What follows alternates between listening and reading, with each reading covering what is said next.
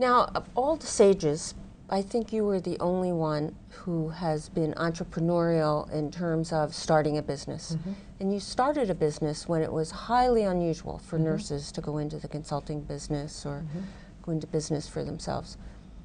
Can you talk a little bit about how that was, striking out unknown territory, or who supported you in this?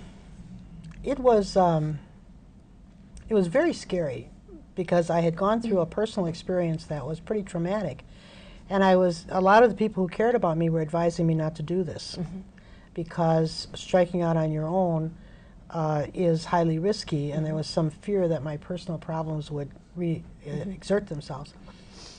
And I tried to find a way to do something else. However, I was in New Haven, Connecticut, where there are 2 hospitals, and if you're not at one, if you belong to one at one time, you don't work in the other one. So there weren't really any other institutional opportunities for me.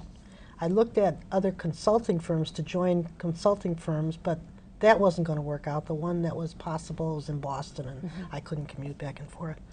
Eunice Lorenz, a colleague of mine who was an entrepreneur for many years before I started, encouraged me. She knew primary nursing, she knew her knowledge base, and she said, you know, I think you can make a go of it as an independent consultant. I think you should try. There was another well-known consultant who I asked for advice. She lived on the East Coast too, and I asked her for advice, and she said she would be happy to give it to me at $50 an hour. Well, that was a week's groceries for my kids and I, and I couldn't do that. But it taught me something, and I never, never, never have done that to another nurse entrepreneur. Quite the contrary. I try to help people as much as I can to get started.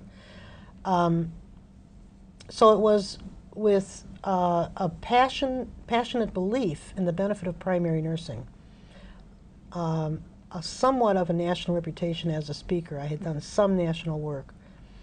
And you know, my business skills were absolutely non-existent. I didn't understand why I should form a corporation. I didn't know how to develop a checking account for a business. I mean, everything was learning from scratch. And, you know, it was a wonderful journey. It was just a wonderful journey. And somewhere along the way, I learned to apply common sense to the business questions, and that was wonderful too.